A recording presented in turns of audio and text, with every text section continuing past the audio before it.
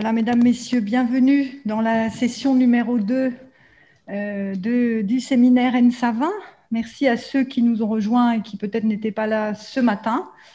Et merci à celles et ceux qui étaient là ce matin de poursuivre avec nous. Comme ce matin, je vais vous présenter un peu qui est présent dans cet amphithéâtre, afin de vous emmener un petit peu avec nous dans cet espace où malheureusement vous ne pouvez pas être puisque vous êtes à distance. Donc dans cet amphithéâtre, comme ce matin, sont toujours présents Corinne Langlois, représentant le ministère, sous-directrice de l'architecture et du cadre de vie. Enfin, la dénomination n'est pas tout à fait à jour, mais vous la connaissez, elle est inscrite dans votre programme. Et puis Mireille Gruber, toujours avec nous, invitée spéciale de cette journée, et Christian Marco, enseignant-chercheur qui a évidemment coordonné ce séminaire, ainsi que Philippe Duffieux qui modérera la table ronde ce soir, et les services qui nous appuient, que j'ai présentés un peu en détail ce matin, sans qui tout cela ne fonctionnerait pas. Nous ont rejoint des intervenants de l'après-midi, tels que François Tran, enseignant architecte et enseignant-chercheur de l'école, et surtout les participants à la table ronde de ce soir, très attendue. Table ronde qui refera l'histoire des enjeux de la construction de cette école à Vaux-en-Velin. Et donc, dans cet amphithéâtre et devant moi, nous avons le plaisir d'accueillir Jean Frébault, ancien directeur de l'architecture et de l'urbanisme au moment de l'inauguration de cette école, en tout cas, qui a ensuite été président du conseil de développement du Grand Lyon. Ça mérite d'être souligné parmi toutes les activités de Jean Frébault. Autour de nous également, et je le remercie grandement d'être revenu, Jean-Luc Fraisse, directeur de l'école au moment de sa construction à Vaux-en-Velin, est accompagné également de Michel Paulin, professeur à l'ENSAL, également au moment de sa construction à Vaux-en-Velin, mais aussi avant sa construction et aussi quelques temps après. Et puis Charles Curtelin, président de l'Ordre des architectes et membre de la Société académique d'architecture de Lyon, mais président de l'Ordre des architectes au moment des décisions de construire cette école ici. Cette table ronde, c'est pour tout à l'heure. À 7h va commencer la session propre à l'enseignement de l'architecture à Lyon, puisque demain nous nous rendrons à Grenoble, où nous entendrons l'histoire de l'enseignement de l'architecture à Grenoble, qui sera pilotée par Stéphanie Dadour, que je remercie encore à nouveau pour cette organisation et cette coordination avec l'école. Parler de l'enseignement de l'architecture à Lyon, ça m'émeut forcément, puisque j'ai l'impression que depuis mon arrivée dans cette école, j'ai cherché à savoir quelle avait été l'histoire de cette école et l'histoire de son enseignement. Et assez vite, à la fois Christian Marco et Philippe Duffieux, avec d'autres enseignants-chercheurs de l'école, ont répondu à cette question en travaillant. Christian Marco en préparant un doctorat sur l'histoire de l'enseignement de l'architecture, et à Lyon notamment, vous en avez vu un petit extrait ce matin, et Philippe Duffieux en faisant ce qu'il fait de mieux, c'est-à-dire investir l'histoire et faire le récit de cette histoire. Et donc le séminaire coïncide avec la publication récente de 2 ouvrages de Philippe Duffieux qui, pour moi, répondent à 2 questions importantes posées aujourd'hui et pleinement dans le thème de cette journée, puisque le thème de la journée est l'enseignement de l'architecture et la profession. Philippe a coordonné cet ouvrage que vous avez pour une partie déjà vu, reçu sur l'école d'architecture de Lyon, qui bien sûr parle des architectes qui l'ont construit, ce bâtiment, Françoise-Hélène Jourda et Gilles Perraudin. Je sais que si on parle de profession et d'enseignement, ils ont toute leur place à jouer, mais je ne vais pas m'étendre sur le sujet, je ne saurais plus m'arrêter, juste dire quelle reconnaissance personnellement j'en ai chaque jour que je vis dans cette école. Et ce livre fait aussi l'histoire de cette installation à Vaux-en-Velin et nous a appris beaucoup de choses sur les rebondissements de cette histoire qui a vu passer cette école du Palais des Arts en ville aux pentes de la Croix-Rousse jusqu'à Écully sur l'ouest de la métropole, jusqu'à revenir tenter de revenir en ville, puis être promise au grand campus de la Doua, sur lequel finalement elle ne s'installa pas, pour être ensuite promise à 2 pas de là-bas au Tonkin, où finalement elle n'ira pas. Et pour finir par cette décision d'être installée à Vaux-en-Velin. Cette histoire, nous essayons de la poursuivre, et je voudrais dire à toutes celles et ceux qui sont là, et aussi à ceux qui ne sont pas là, qu'aujourd'hui, nous poursuivons cette histoire, et nous avons fabriqué un projet dénommé Continuum universitaire Vaud-Villeurbanne.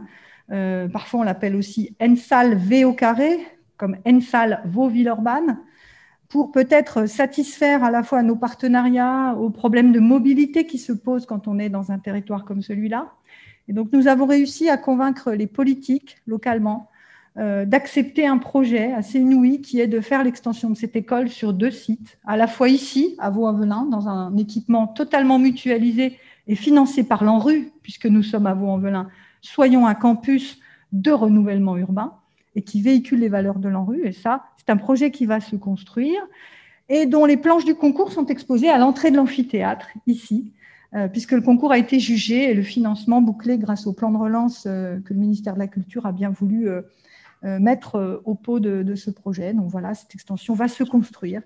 Et une deuxième partie d'extension qui est une antenne pour les masters et qui se situera à la Doua, sur des terrains qui sont encore en discussion. On est peut-être d'ailleurs sur un projet de réhabilitation maintenant d'un ancien bâtiment industriel qui se trouverait à la Doua, et nous espérons réussir les deux.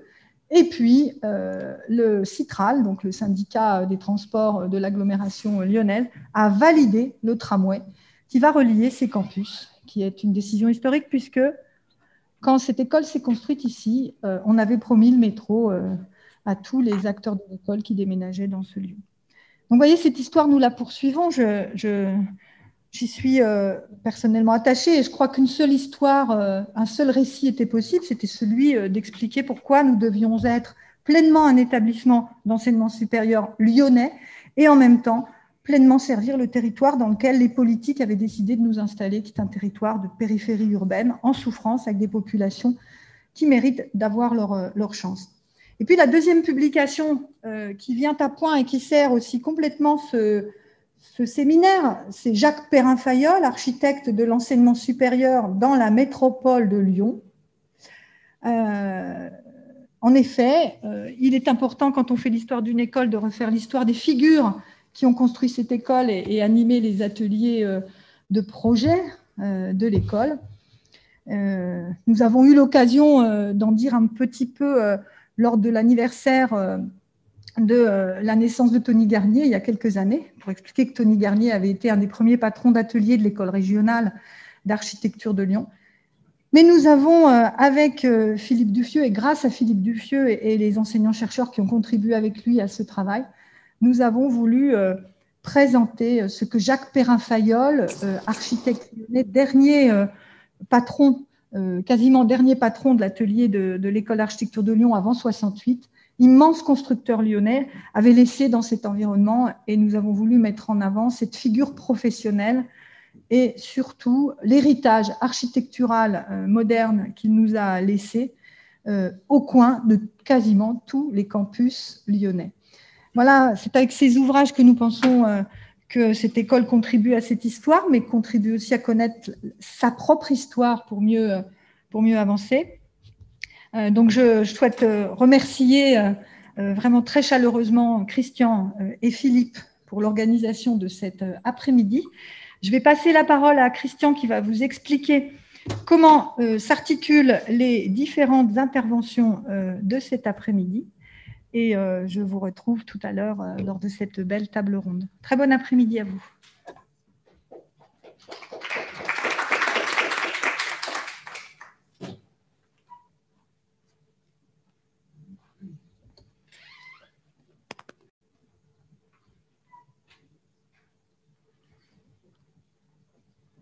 Merci beaucoup, Nathalie, de cette belle introduction.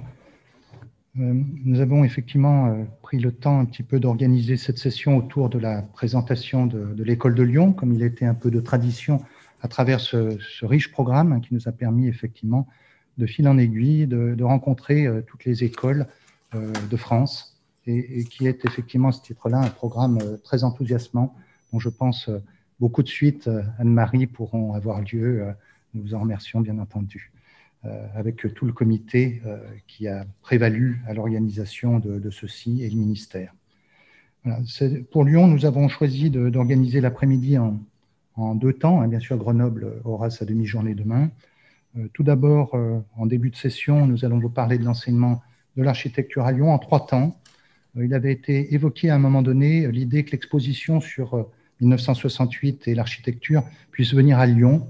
Et puis les circonstances nous ont fait changer un petit peu la possibilité de la voir présente aujourd'hui. Et puis en distanciel, ça aurait été de toute manière un petit peu difficile. Mais nous avions structuré l'intervention sur l'histoire en 3 temps. Avant 68, le moment 68 et puis l'après 68. Donc à ce titre, il m'était confié de vous parler d'un petit peu l'avant 68, c'est-à-dire presque 2 siècles, en une vingtaine de minutes environ. Philippe Duffieux, ensuite, mon cher collègue, vous parlera du moment 68, un moment beaucoup plus court. Il aura finalement, avec ses 20 minutes, peut-être le temps de présenter ce moment extrêmement sensible. Et puis ensuite, nous avons la chance d'avoir François Trane, qui s'est beaucoup impliqué dans la recherche à l'école, et puis Michel Paulin, qui a eu la grande gentillesse de nous rejoindre, alors qu'il était dans le Midi il y a peu, et donc qui va pouvoir sans doute témoigner parfaitement à la fois de la création du double cursus à Lyon, qui est quand même une caractéristique forte, dont on a parlé déjà dans d'autres écoles, et à laquelle ce matin il a été d'une certaine manière fait allusion aussi, et puis également des grands ateliers de l'ILABO, qui sont, je pense, entre la recherche, les grands ateliers et le double cursus, nous pensons que Lyon a fait des choix, en réalité, et ces choix, nous les avons appelés les paris lyonnais, pour nous rapprocher également de cette centralisation-décentralisation qui a été évoquée ce matin et qui fait l'animation de notre territoire depuis fort longtemps. Voilà. Vous aurez donc en deuxième partie, comme l'a dit Nathalie, une table ronde, et là je laisserai bien sûr Philippe présenter précisément tous les acteurs qui nous ont rejoints, mais nous les remercions parce qu'ils se sont mobilisés, mais j'ai l'impression avec beaucoup de joie pour rejoindre ce moment, parce que nous avons pu le voir au moment du café. Je pense que tous sont très contents d'être ici. Merci en tout cas à vous de nous avoir rejoints. Voilà. Bon, je crois que le temps a la fâcheuse habitude de passer très très vite, donc vous ne m'en voudrez pas, mais je vais quitter l'écran pour installer peut-être la suite des choses. Donc l'avant 68, de l'École des Beaux-Arts de Lyon à l'École régionale d'architecture. Vous ne m'en voudrez pas, mais il me sera nécessaire de remonter un petit peu loin, mais à titre d'information. J'essaierai de répartir le temps en allant crescendo vers plus de temps, vers le XXe siècle. Merci de nous avoir rejoints. Vous êtes nombreux, nous en sommes très contents.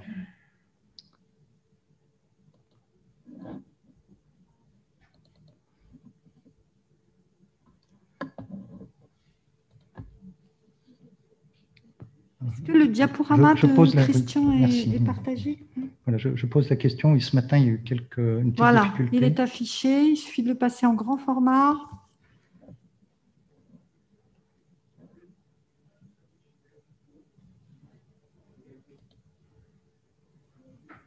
Je ne sais pas s'il est visible, peut-être. Alors, pour moi, il est visible. J'espère que pour nos invités derrière l'écran, il l'est aussi.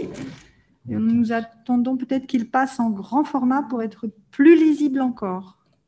Comme ça. Voilà, ça me paraît bien. Parfait. Merci beaucoup. D'accord, merci beaucoup. Voilà. Bon, ce matin, effectivement, nous avons pu aborder l'axe transversal qui était tout à fait passionnant.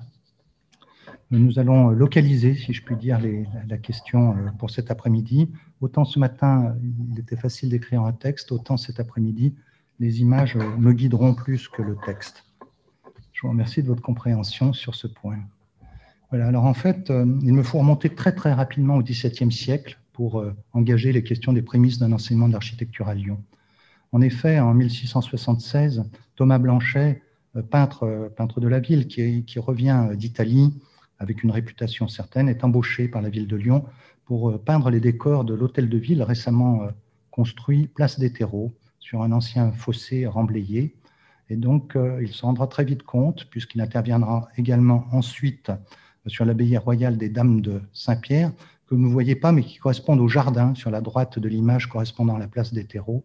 Et un grand bâtiment sera construit également ici par François Royer de Valfrenière, qui constitueront des éléments majeurs de cette place des terreaux et qui montrent l'importance, si vous voulez, à Lyon du XVIIe siècle, cette fin du XVIIe siècle, au cours de laquelle, même si les chiffres de l'augmentation de population sont incertains, puisqu'on a des données à peu près seulement à partir de 1160, il est certain que la population grandit fortement, et ceci aussi en raison du fameux métier à tisser qui sert à faire la soie à Lyon et à faire fortune à Lyon, peut-être, en tout cas à dynamiser une activité tant de l'ouvrier jusqu'au patron. Et il est inventé à ce moment-là, si vous voulez, un métier, le métier à la tire, qui va permettre d'incruster des dessins, en réalité, dans les tissus. Donc la question du dessin se pose. Ce métier à tisser va permettre d'être concurrentiel par rapport à la production de la soie en Italie, et donc va faire Florès à Lyon, qui déjà depuis longtemps s'intéresse à cette production-là.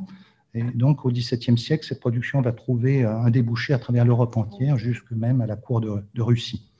Voilà, donc du coup, Lyon se voit obligatoirement dans un développement certain. Et donc, comme vous le voyez sur le plan de Simon Maupin, peut-être voyez-vous ma flèche. Vous avez ici une nouvelle centralité qui va se créer à Lyon, avec l'hôtel de ville, la place des terreaux et puis l'abbaye de Saint-Nonin. Thomas Blanchet donc, adresse à l'Académie royale de peinture et de sculpture créée à Paris en 1648, celle d'architecture en 1671.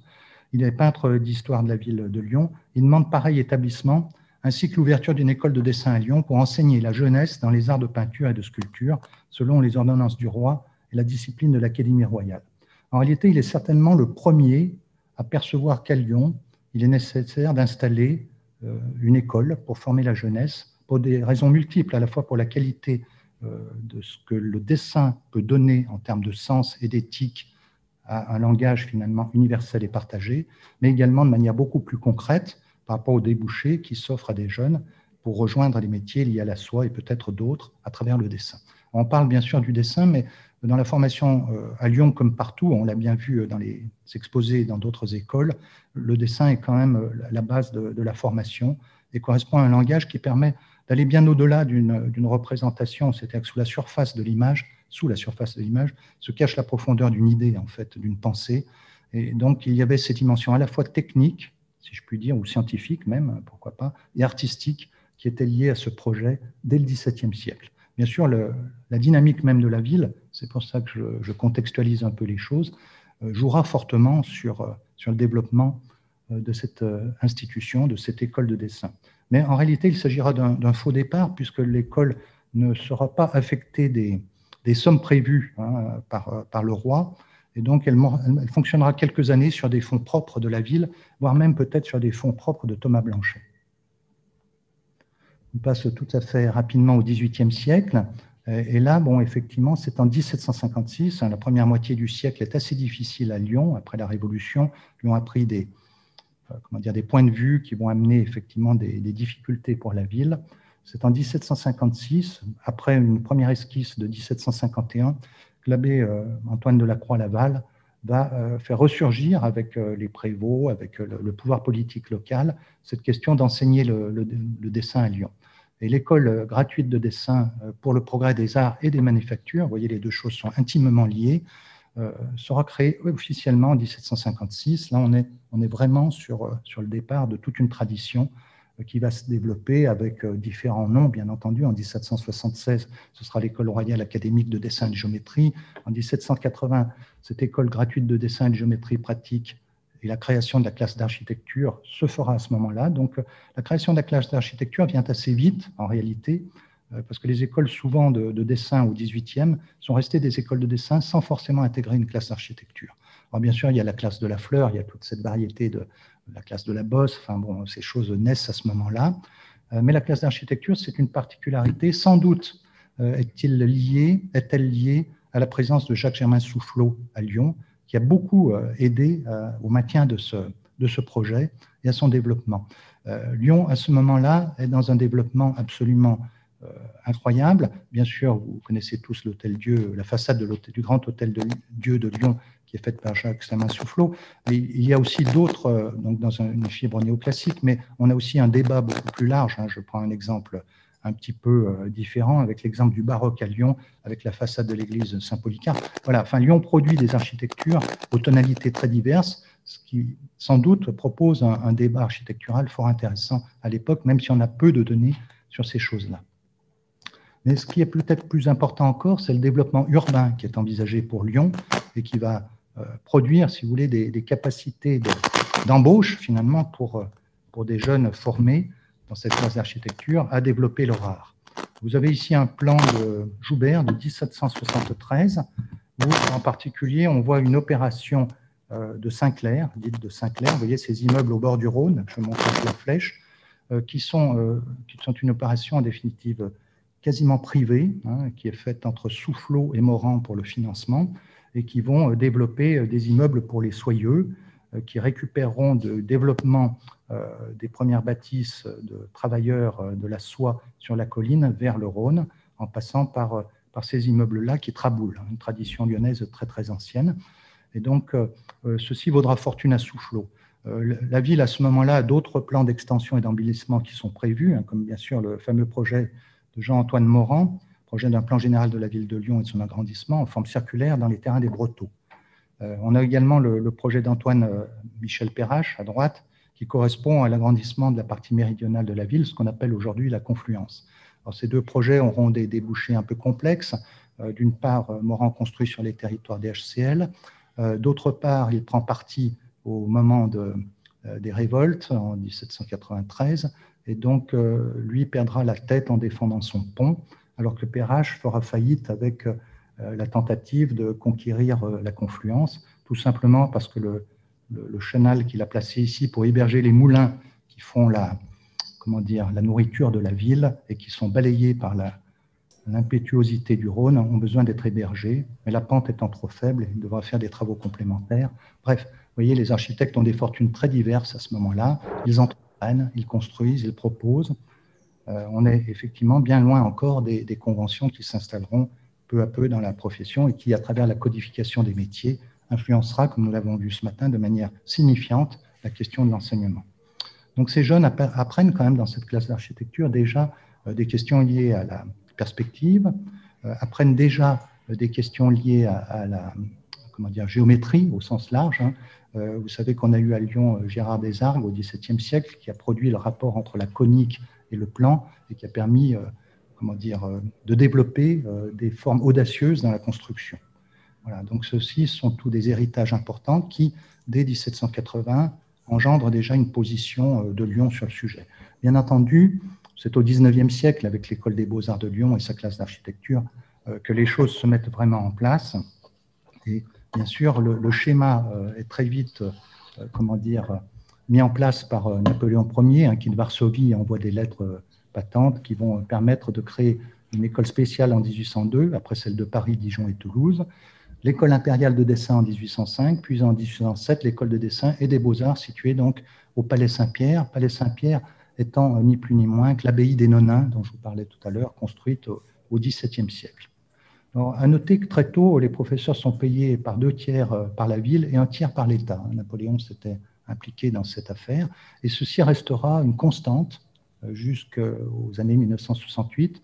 Dans les différents colloques qui ont eu lieu autour de N-Savin, ceci n'était pas garanti dans toutes les écoles. Il semblerait qu'à Lyon, cette disposition était très pérenne, ce qui peut-être a proposé une certaine stabilité à cette école au cours du XIXe siècle. Voilà, mesdames, messieurs, nous reprenons le cours de ce séminaire qui, je le rappelle, a malheureusement été piraté par un individu extérieur qui s'est introduit dans la visioconférence. Donc nous avons sécurisé votre retour avec des admissions, une salle d'attente.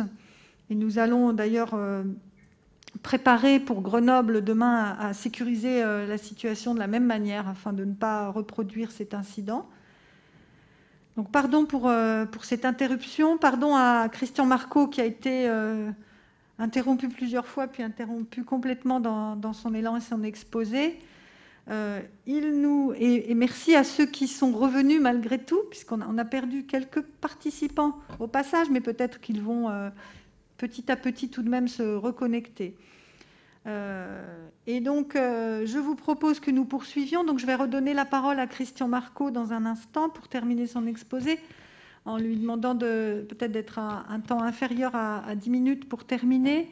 Et puis, je proposerai à Philippe Duffieux et à Michel Paulin et François Trane peut-être de réduire un tout petit peu, au lieu de 20 minutes, à 15 minutes leur exposé, de façon quand même à nous laisser un petit temps d'échange. En revanche, malheureusement, je vous propose que nous supprimions la pause de 16 heures pour que la table ronde démarre bien à l'heure, car les invités de la table ronde sont dans une situation de contrainte pour leur retour et nous ne pourrons pas, nous ne pourrons pas décaler cette table ronde. Ainsi donc, je rends la parole à Christian.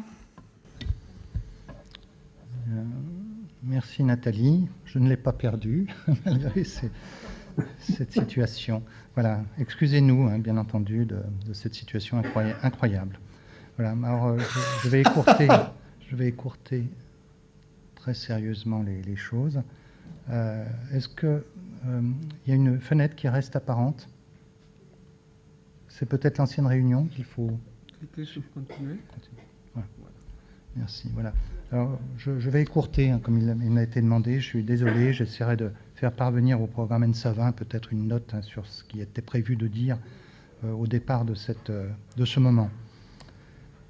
Je m'attardais donc à la structure des études et donc aux détails qui concernaient l'admission, la seconde classe, la première classe, le diplôme et puis le concours même du prix de Rome. Je ne rentrerai pas dans ce détail du coup maintenant parce que c'était un petit peu long pour cette partie du 19e et ça ne pourra plus cadrer. La photo qui suivait était une photo de révolte, révolte des canuts, parce qu'effectivement la ville et son école de dessin ont été, si je puis dire, soumises aux événements tout au long du 19e comme tout au long du 20e, où les débats qui ont à voir tant avec des dimensions sociologiques, des dimensions démographiques, des dimensions théoriques, se sont d'une certaine manière complémentarisés au sein de l'école, si ce n'est opposés parfois. Le Second Empire, donc, c'était un exemple pour illustrer aussi ce qui avait pu se passer autour de la profession et de la formation. Comme je l'ai montré pour le XVIIIe siècle tout à l'heure, on voit que le métier d'architecte était très différent de celui que l'on connaît aujourd'hui. J'avais donc choisi de passer du contexte du Second Empire du ministre de l'Intérieur et de ses préfets, dont Weiss arrivera à Lyon, alors qu'Haussmann était pressenti préalablement et que finalement Haussmann ira à Paris et Weiss à Lyon, à l'inverse de ce qui était prévu. Tout ceci est relayé par un contexte départemental et municipal qui fait naître l'agglomération de Lyon. René Dardel est architecte de la ville, mais finalement Gustave Bonnet, un ingénieur des ponts et chaussées, prendra sa place, puis le rôle de l'architecte sera dévolu à Tony Desjardins. La ville, à ce moment-là, se voit rattachée. La ville, c'est finalement le bas de la colline de Fourvière, et puis essentiellement la presqu'île. Elle se voit rattacher la Croix-Rousse, que vous avez au-dessus ici, Vèze, de ce côté, et puis la Guillotière. Donc ça, ce sont des contextes politiques qui vont amener à restructurer, même si des choses avaient été prévues sous l'Ancien Régime, en particulier avec le préfet Weiss, on voit sur cette carte un inventaire de toute la nouvelle structuration qui va se mettre en place au niveau de cette agglomération, à travers les gares, les parcs, la refonte de la presqu'île et les différentes interventions qui sont ici recensées sur une carte de base, le plan topographique de la ville en 1863. Alors, pendant toute cette période de travaux, Lyon va se rêver renaissance, en tout cas au moins au niveau de toute la production publique municipale, même si d'autres courants s'investissent dans d'autres types d'édifices. Donc le débat, en fait, de la période de l'éclectisme, qui met toujours en relation la dimension sociale et la dimension technique, a pleinement lieu, et donc sont des débats qui sont rencontrés, si je puis dire, par les étudiants à ce moment-là. Le percement de la rue impériale sera un des éléments majeurs de la politique weissienne. Il s'agit de transformer complètement le cœur de la presqu'île avec son urbanisme en lanière, à travers lequel on traboule. Donc on a des maisons très fines, il y aura des percements qui seront faits de manière très forte. Vous avez ici, sur les bases d'un travail de Bernard Gauthier, qui était chercheur à l'école par le passé, vous avez effectivement l'implication des expulsions qui sont gérées donc par Benoît Poncet. Benoît Poncet est architecte, il va monter la Société de la rue Impériale et embaucher toute une équipe de jeunes architectes en cours de formation. Donc on voit déjà à cette époque une forme de, de recherche de personnel, en fait, qui se met en place avec effectivement des jeunes qui s'investissent dans cette société, produisent des plans sans en garantir la responsabilité qui est assumée par la Société impériale. Donc il vend les bons, il expulse, dédommage gracieusement, dédommage suffisamment les gens pour qu'il n'y ait pas de difficulté, et puis la ville prend ce caractère-là avec des immeubles îlots, si je puis dire, qui allongent leur longue façade. Paradoxalement, la ville engagera toute une disposition liée, si je puis dire, aux plus démunis, et on verra naître la cité Rambaud, par exemple, en 1858, qui permet d'ailleurs d'avoir un débat sur le logement social à Lyon, et Lyon sera une ville dans laquelle cette question du logement social sera toujours considérée, et même portée dans certains cours à l'école. Au moment de la Troisième République, bien sûr, il y a un débat, si je puis dire, stylistique entre la cathédrale du XIXe siècle, comme dirait mon cher Philippe Duffieux, qui est construite entre 72 et 96, et puis le palais des universités d'Abraham Hirsch, avec ses cours d'honneur, atrium, etc., qui, lui, est dans un style plutôt néoclassique. Donc ces débats ont lieu. À la fin du XIXe siècle, je coupe un peu sur le XIXe siècle, l'école a acquis, si je puis dire, une certaine réputation. Les cours, les compétences qui sont acquises sont assez intéressantes, au regard du système Beaux-Arts, bien entendu. Et donc l'école voit arriver en 1865 le second Grand Prix de Rome de Gaspard André, qui a fait sa première classe à Lyon, et puis ensuite est monté à Paris, puis d'Eugène Huguet, ce Grand Prix de Rome en 1888, qui également a fait sa seconde classe à Lyon et est monté à Paris en première classe. Et puis enfin, la fin du 19e sera couronnée par, disons, la réussite au Grand Prix de Rome de Tony Garnier en 1899. Il a postulé plusieurs fois, était très souvent logiste. Un premier et second Grand Prix en 95, un premier et second Grand Prix en 97. Voilà. Donc l'école de Lyon est dans une dispositif, si vous voulez, au niveau du contenu, des compétences souhaitées à cette époque-là, dans la possibilité, si vous voulez, d'échanger, si je puis dire, avec Paris, d'avoir, comment dire, des capacités d'analogie, si je puis dire, ou de facilité d'échange. Donc tout ça rentre bien sûr dans le débat dont on a beaucoup parlé ce matin, de la création des écoles régionales à travers les sociétés professionnelles. Donc je ne reviendrai pas sur cette création. Elle a lieu effectivement en 1903, le 23 janvier, par un décret. Celle de Lyon mettra 3 ans à être mise en place, puisqu'elle sera créée en 1906.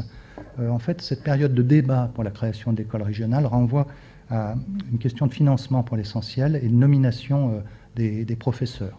En réalité, l'État va financer donc pour 1/3 la création de ces ERA et 2/3 seront constitués par les fonds de la ville. Donc là, pour Lyon, ça ne change pas grand-chose par rapport au 19e, mais dans beaucoup d'autres écoles régionales, c'est un véritable enjeu. Par contre, Lyon va beaucoup se battre sur la nomination des professeurs, puisque théoriquement, c'est Paris qui doit nommer les professeurs, et Lyon souhaite nommer ses professeurs parce qu'il y a une tradition ancienne, parce que les professeurs, d'une certaine manière, ont une réputation, ils le prouvent à travers les résultats de leurs étudiants. Donc on dira à Lyon, écoutez, gardons le principe qui était dicté, vous ne nommez pas vos professeurs, mais envoyez-nous la liste. Et donc la première liste des 12 enseignants nommés sont en fait souhaités plébiscités par Lyon. Nous n'avons pas donc d'interférence de l'État qui ferme les yeux sur cet article, disons, constitutif de la création des écoles régionales. Parmi les 12 chaires qui sont mises en place, il faut remarquer que très tôt, la question des universitaires est mise en place à Lyon, puisque 6 des enseignants retenus sont des universitaires, et pas des moindres, bien sûr. Et puis, nous avons 3 artistes et 3 architectes qui sont là pour les cours théoriques, si je puis dire, de l'école régionale d'architecture de Lyon. Je n'entrerai pas, donc, du coup, dans le détail de ces différentes chaires et des gens qui l'ont pris, mais c'est une période où Lyon est très active, en particulier sur la question urbaine. En 1914, nous avons une exposition internationale urbaine de Lyon avec un contexte culturel, artistique et industriel qui est relativement dynamique. Tony Garnier participe bien sûr à cette expo, il en fait l'affiche, avec d'autres bien entendu. Et avec la guerre qui arrive, en 1914, il va pouvoir se consacrer à un projet qui a été voté un peu avant la guerre, à l'idée de construire à Lyon une grande école d'enseignement théorique et pratique des arts. Voilà. Donc Tony Garnier va dessiner ce projet dont il a fait les esquisses et chiffré les choses avant la guerre, va le développer pendant la guerre. Ce projet n'aura finalement jamais court, mais je le rappelle, j'avais déjà montré lors d'un séminaire Anne-Savin. C'est un projet qui était très intéressant parce qu'il mettait en relation à la fois les artistes, les artisans, les architectes, et visait pour tous à la fois une dimension théorique et une dimension pratique. Donc ce projet perdurera jusqu'à sa présentation en 1922, après la guerre, puis sera abandonné lentement après différentes variantes. C'est sans doute un projet qui est à situer dans la logique de ce qui s'est passé en Angleterre, à Glasgow, à cette époque-là, où l'école visait aussi à articuler, si je puis dire, les artisans, les artistes et les architectes. Et sans doute c'est une autre façon d'imaginer la profession et même l'enseignement à travers les interrelations beaucoup plus larges qui étaient envisagées. C'est une préfiguration probable où, du moins, plusieurs lignes peuvent être comparées à ce que le Bauhaus s'installera un petit peu plus tard, à partir de 1919. Donc ce projet n'aura pas cours. Il y a aussi en 1917, pendant la guerre, la publication d'une cité industrielle dont la réputation est reconnue, donc irrigue, si vous voulez, une dimension internationale. Et puis au sein même de l'école qui reprendra après-guerre, nous avons eu une interruption, bien sûr, de l'école à ce moment-là, permettra de développer au sein de l'atelier une reconnaissance internationale qui fera venir d'assez loin des étudiants. Il y aura des Chinois, il y aura des Coréens, enfin bref, on a eu, au moment de cette période d'entre-deux-guerres, une certaine réputation qu'on peut peut-être attribuer à l'effet Garnier. En tout cas, certains s'accordent à dire qu'il s'agissait pour cette période de première moitié du XXe siècle de l'école Garnier. Peut-être le moment le plus fort, ce sera l'année 1931, l'école gagne plusieurs prix. Elle s'en vante même un peu parfois. Je trouve que ce qui est intéressant, c'est plutôt le contenu que de se vanter du résultat. Mais en 1931, vous avez quand même parmi les logistes, les 10 logistes, je crois, vous avez 3 logistes lyonnais, un Bourdex, qui est un élève de Tony Garnier, qui n'est jamais monté à Paris. Donc c'est très rare de pouvoir postuler d'être logiste au Grand Prix de Rome sans être allé à Paris. Vous avez Dengler, qui, après avoir fait l'atelier Garnier, est monté à Paris et a rejoint l'atelier Defras-Aublay, qui était Grand Prix de Rome cette année-là. Et puis Beauvais, qui est également un élève de Tony Garnier, qui a rejoint l'atelier Pontremoli et qui finira second Grand Prix de Rome sur l'année 31. Donc on voit que toutes ces démarches qui proposent ce genre d'image, des approches déjà paysagères, une architecture un petit peu moderne dans la suite de ce que Garnier a pu faire, a un écho finalement au niveau national, voire peut-être même international. Arrive la Seconde Guerre mondiale. J'ai eu la chance de travailler avec Amandine, que je salue avec fort sympathie, sur un article lié à la période Vichy, une période un peu délicate. Il est toujours difficile de parler de la période Vichy, mais Amandine a eu la délicatesse de faire cette carte, en fait, qui reprend à partir des éléments AJ52, c'est-à-dire les sources archivistiques parisiennes, qui reprend cette période de Vichy, qui, compte tenu de la situation d'une France occupée et puis d'une France libre, a totalement chamboulé entre 1940 et 1944, la répartition des écoles et de leurs possibilités. Donc vous avez avant la guerre donc l'école parisienne en rouge et puis toutes les écoles régionales de ce moment-là.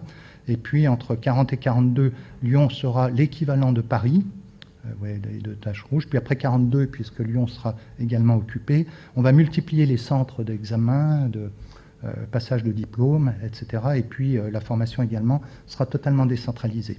De cette période, finalement, les étudiants refuseront de maintenir ces nouveaux centres créés. On peut le comprendre, Lyon est une ville de résistance. Son directeur d'école régionale à l'époque, Dengler, lui-même fait partie du Front national de la résistance des architectes. Il est d'ailleurs beaucoup critiqué parce que pas assez présent à Lyon, puisqu'il a son domicile à Paris et qu'il vient à Lyon pour gérer les écoles, je dirais une fois sur deux, c'est-à-dire une semaine sur deux. Il est critiqué, sans doute même le maire de l'époque souhaite le voir partir. Et puis finalement, il sera honoré après 1944 pour avoir tenu l'école malgré vents et marées. Voilà, donc les étudiants les élèves vont plutôt rejeter ce schéma et souhaitent revenir à un dispositif centralisé avec le diplôme à Paris.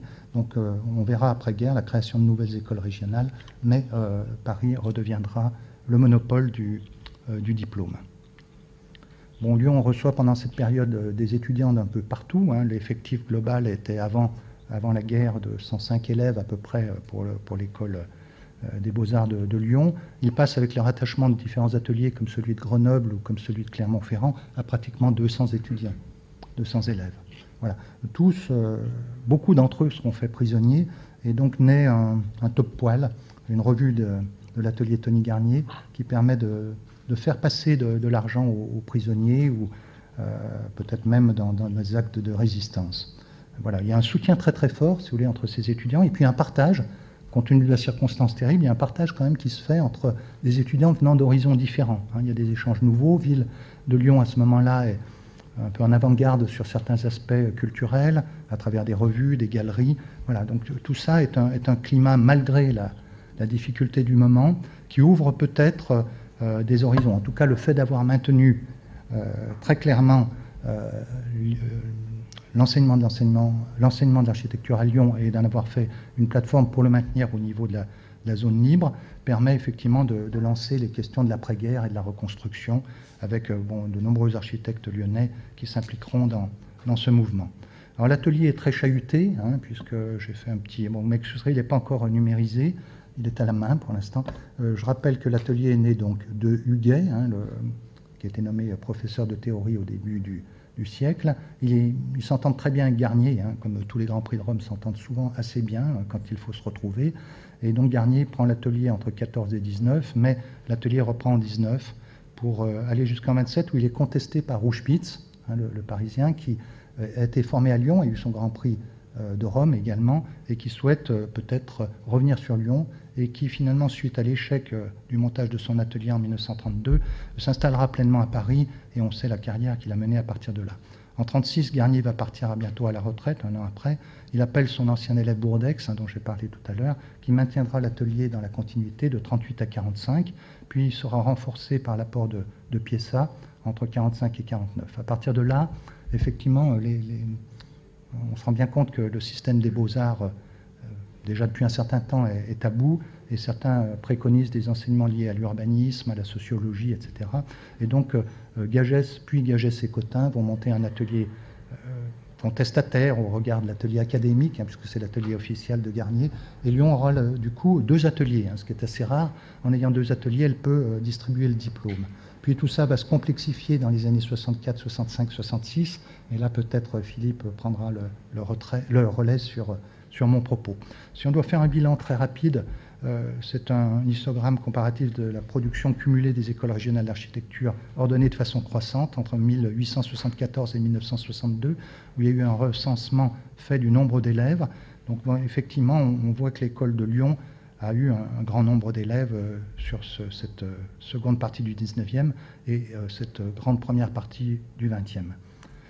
Il y a d'ailleurs eu un projet qui a tenté de sauver les meubles. Vous savez qu'on a souhaité faire à un moment donné des écoles nationales d'architecture.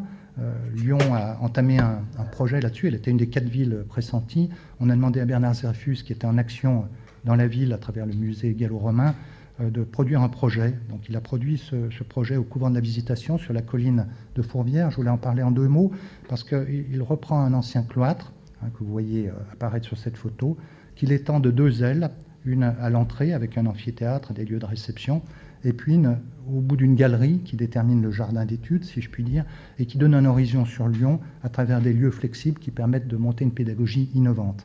Donc ce qui est intéressant à mon sens dans ce projet, il faut vraiment en parler, c'est que ce projet a tenté de concilier l'héritage des beaux-arts avec les nouvelles dimensions qui étaient envisagées pour l'enseignement, c'est-à-dire des dimensions exploratoires. Voilà. Ce projet sera rejeté. En fait, 68 est pas loin.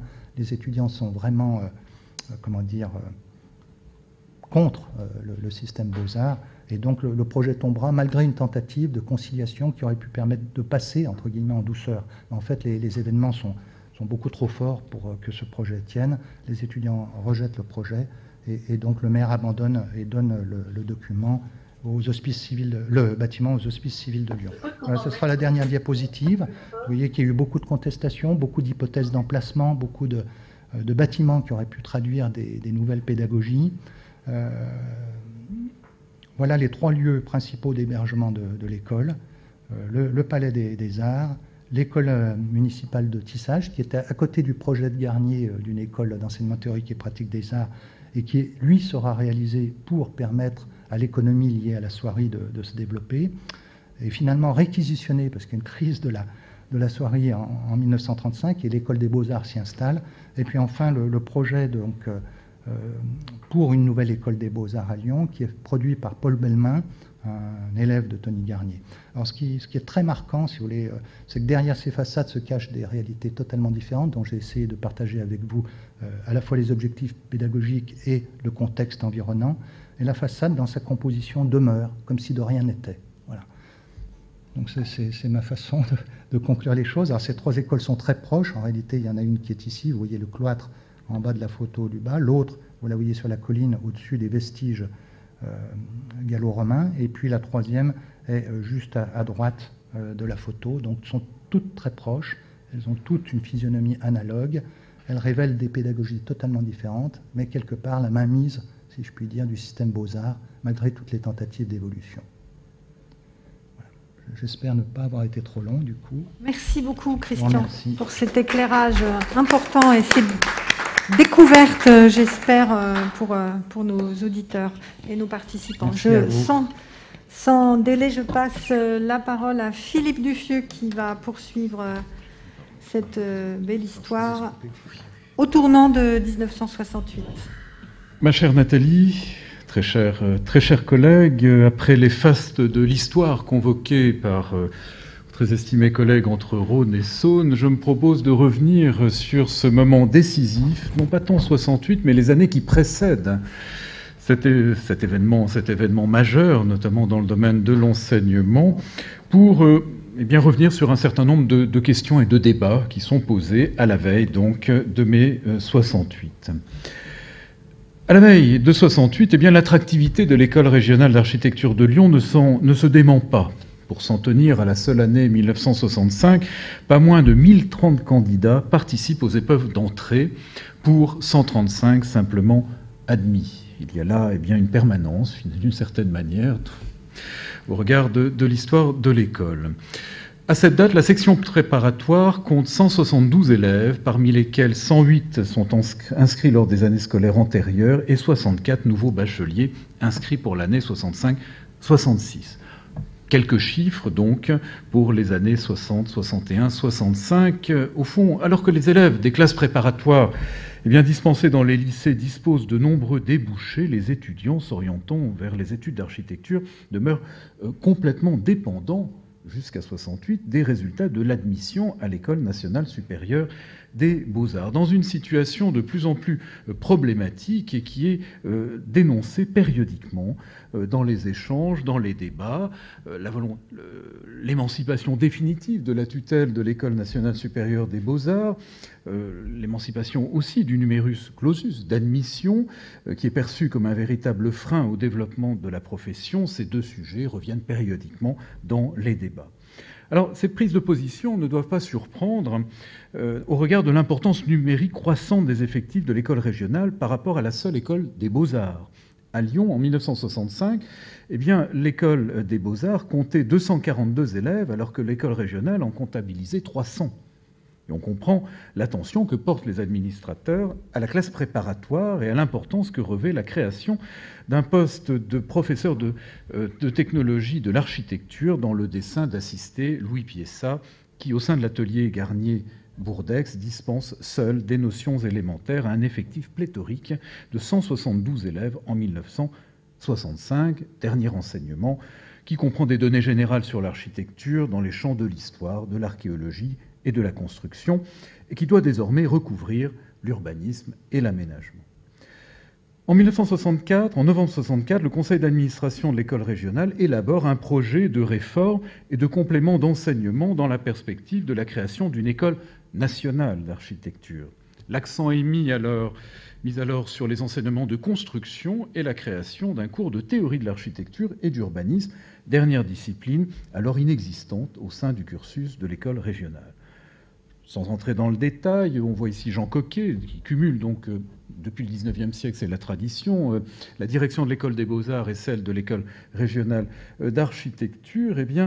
Coquet ne manque pas de rappeler au maire de Lyon régulièrement le palmarès et les résultats des sessions d'admission, notamment à l'école nationale des beaux-arts. En réalité, aucune école ne peut rivaliser avec celle de Lyon, statistiquement du moins, qui, au lendemain de la Seconde Guerre mondiale, présente la particularité de disposer de 2 ateliers extérieurs, comme l'a souligné Christian Marcot il y a quelques minutes. L'atelier historique, Tony Garnier, bien sûr, poursuivi par Pierre Bourdex, Louis Piessa et puis Jacques Perrin-Fayolle, et puis le Cénacle moderniste, animé une dizaine d'années durant par René Gagès et François-Régis Cotin. L'autonomie des écoles régionales et les questions liées à la réorganisation de l'enseignement de l'architecture reviennent avec récurrence dans les échanges contemporains, surtout depuis le rapport d'Urbain-Cassan en 1953 et celui plus controversé remis l'année suivante par André Lecomte au Comité consultatif de l'enseignement de l'architecture. L'idée de décentralisation est alors sur toutes les lèvres, décentralisation de l'enseignement de l'architecture par la transformation des écoles régionales en écoles nationales. On le sait, il faudra attendre le décret du février 62 pour que cette dernière question revête une véritable actualité, sachant qu'une telle évolution suppose aussi que les futures écoles nationales aient le même niveau d'études, du moins en théorie, que la section architecture de l'École nationale supérieure des beaux-arts. Cette évolution commande également l'instauration d'un diplôme unique délivré par les écoles et surtout la réforme des programmes et du régime d'études pour tenir compte des évolutions contemporaines, notamment dans les domaines techniques, sociaux et économiques. À Lyon, comme à Toulouse, Lille ou Strasbourg, les avis sont alors unanimes pour dénoncer le caractère extrêmement centralisé de l'enseignement contemporain et le statut de succursale des écoles régionales, dont les enseignements, à l'image de ceux dispensés rue Bonaparte, n'ont connu aucune évolution d'importance véritablement depuis le début du siècle. Mais l'application du décret de 62 prendra beaucoup de retard malgré la mise en place d'un Conseil supérieur de l'enseignement de l'architecture. Alors dans les coulisses, une vive compétition s'est ouverte entre les villes pour que leurs écoles régionales accèdent au rang d'écoles nationales, le gouvernement se réservant le soin d'apprécier les efforts consentis par les municipalités, notamment d'un point de vue financier. Alors c'est dans ce contexte que la ville de Lyon se porte acquéreur de l'ancien couvent de la Visitation afin de transférer simultanément l'école des beaux-arts et l'école régionale, du moins dans un premier temps. Outre les questions relatives à l'autonomie administrative et budgétaire, l'Ordre des architectes est très actif dans ces années-là. La mairie de Lyon, le maire de Lyon se rapproche de l'Ordre des architectes pour étudier les modalités de ce transfert notamment. Et l'Ordre ne manque pas de faire des propositions pour faire évoluer également les enseignements. Notamment sur des cours spécifiques, des cours théoriques qui pourraient être mis sur pied avec l'université.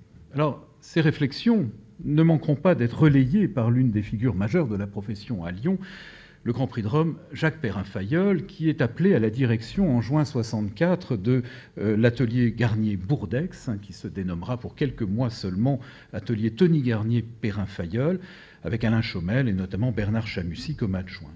Le Grand Prix de Rome, je passe rapidement, est alors au fait de sa carrière,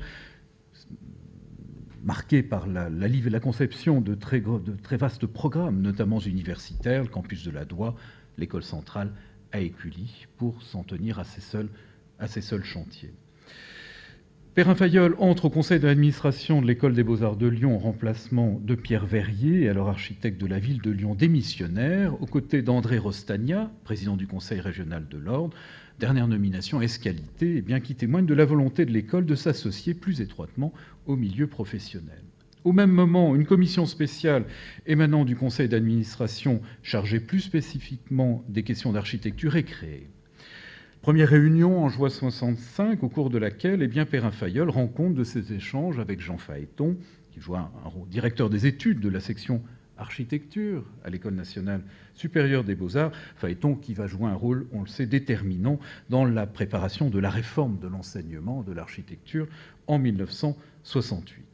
Nombre de contemporains s'accordent à penser qu'il convient de faire évoluer les études tout en ouvrant notamment des cours plus adaptés sans attendre la création des écoles nationales. Et cette remarque s'applique en particulier à l'enseignement des sciences et des techniques, mais encore à la question qui est sur toutes les lèvres dans ces années-là, c'est celle de l'enseignement de l'urbanisme. Les propositions de Phaéton se font l'écho des dispositions de l'arrêté de mars 66 qui introduit des projets courts et des projets longs dans les études et entend favoriser le développement de cours théoriques et de travaux pratiques diversifiés. Perrin-Fayolle, rend compte de ses échanges avec Phaéton, évoque successivement la mise en place d'options à l'issue de la section préparatoire, de diplômes de spécialisation, et souligne notamment l'importance de conforter les enseignements de construction par un cours technique. La commission se propose successivement la désignation d'un second professeur de construction, la création de cours de construction spécialisés, la désignation d'un professeur de théorie de l'architecture et de 2 professeurs conférenciers d'urbanisme. Ce programme, rédigé par Perrin-Fayolle en juin, pour l'année 65-66, abondera précisément en ce sens. L'accent est mis sur les enseignements fondamentaux, la construction, la théorie de l'architecture, auquel s'ajoute un certain nombre d'heures d'urbanisme et de réglementation s'appliquant à l'urbanisme. Des conférences sont également prévues pour l'année 65-66. Les noms de Prouvé, avec lequel Perrin-Fayolle collabore très régulièrement, mais encore de Nervi, sont avancés. Un cours de théorie de l'architecture existait pendant la guerre de 1942 à 1945, mais l'expérience n'avait pas été poursuivie après-guerre. La raison pour laquelle Perrin-Fayolle s'adressera à Denis Pradel, qui s'illustre dans ces années-là aux côtés de Laurent Chappy au sein de l'atelier d'architecture en montagne. La création de cours d'urbanisme au sein de l'École nationale supérieure des beaux-arts et des écoles régionales, on le sait, témoigne d'une prise de conscience croissante de l'importance de cette discipline dans la formation des élèves et la volonté d'intégrer ce champ à celui de la pratique de l'architecture sur fond de stratégie professionnelle. Alors qu'un cours d'urbanisme est assuré depuis 1958 à l'École nationale supérieure des beaux-arts de Paris par André Guton sous forme de séminaire facultatif, la commission lyonnaise estimera que des conférences suffisent amplement et il n'est pas encore question de création d'un cours spécifiquement dédié à l'urbanisme. Malgré ces déclarations d'intention, et de toute évidence, les conditions n'étaient pas tout à fait réunies pour que ces enseignements connaissent une certaine évolution. On relève que les administrateurs de l'école régionale font montre d'une certaine réticence à orienter notamment les études d'architecture vers les sciences de l'ingénierie, alors largement réclamées. C'est dans ce contexte que Perrin-Fayolle présentera sa démission à Jean Coquet, directeur de l'école régionale, moins d'1 an après avoir accepté la direction de l'atelier. Et c'est alors que Gagès et Cotin, donc les figures qui animent l'autre atelier extérieur, vont lui succéder immédiatement. En 1964, quelques années plus tôt, la disparition de l'atelier Gagès-Cotin avait orienté l'essentiel des élèves vers l'atelier officiel Garnier-Bourdex, Perrin-Fayolle, qui voit ses effectifs et ses charges croître considérablement, mais il n'est toujours pas question que la ville prenne en charge, notamment rémunère son chef d'atelier et ses adjoints. Dans l'attente de la création d'un atelier interne réclamé par Jean Coquet, la réorganisation de l'atelier Garnier-Fayolle amène notamment le relogement des élèves de la classe préparatoire dans les locaux de la nouvelle école des beaux-arts que montrait précédemment Christian Marcot, construite par Paul Bellemin. Et puis, prenant acte de la démission de Perrin-Fayolle, en septembre 1966, le conseil municipal autorise l'ouverture d'un nouvel atelier intérieur, cette fois-ci fonctionnant à raison de 16 heures par semaine à compter de 1967, et confié à un architecte parisien, André Ménard, ancien élève d'André Lecomte à l'école des Beaux-Arts, qui a obtenu une mention honorable au prix de Rome 1958. Alors, la même année, la création d'un groupe Sud-Est en 1967, réunissant les ateliers des écoles de Lyon, de Grenoble, de Marseille et de Montpellier, va soulever une vive opposition au sein de l'atelier Ménard, le massier et les élèves s'insurgeant en particulier contre l'idée d'introduire une collégialité d'élèves lors du jugement des projets. Relevons qu'à la veille des événements de 1968, la répartition des étudiants de l'école régionale est de 2/3 pour l'atelier Gagès, d'une part, et d'1/3 pour l'atelier Ménard. Quelques années plus tôt, elle était exactement l'inverse, 1/3 pour l'atelier Gagès-Cotin et 2/3 pour l'atelier Bourdex-Piessa. Aussi, loin d'être en marge des enjeux contemporains, les figures de l'école régionale n'eurent de cesse de faire évoluer les enseignements, en particulier dans la décennie 1960, attentifs à répondre aux besoins de la profession et à sa scientifisation croissante, en ouvrant à des disciplines nouvelles, tout en veillant à conforter certaines matières, la construction, les mathématiques, l'urbanisme. Pour autant, il n'est pas encore question de refondation de l'enseignement de l'architecture, mais bien d'évolution et d'adaptation, en particulier aux exigences de la pratique professionnelle. Alors que s'élaborent bientôt des projets d'école nationale sous l'égide de Bernard Zerfus, eh bien, en juin 1966, la commission des études de l'école régionale s'élève contre l'idée d'aménager le nouvel établissement au couvent de la Visitation, l'adjoint des Beaux-Arts parlant même de replâtrage, arguant qu'il serait plus souhaitable de construire un bâtiment neuf.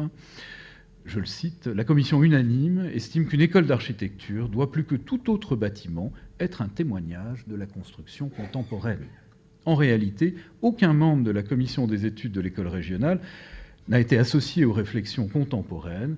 Son directeur, même apprenant par voie de presse qu'une commission présidée par le maire de Lyon avait visité le couvent de la Visitation quelques jours plus tôt et l'adjoint à la culture n'avait pas même été invité. Dans cette décennie décisive, la question d'une nouvelle école revêt une importance cruciale au regard de la nécessaire réorganisation des enseignements comme de l'augmentation pléthorique des effectifs de l'école des Beaux-Arts et de l'école régionale. S'ouvre alors, pour le projet de la future école nationale, plus de 20 ans d'errance avant qu'un nouvel établissement ne voie le jour aux confins de la cité rhodanienne, l'école conçue par Jourda et Pérodin à Vaux-en-Velin. Je vous remercie pour votre attention.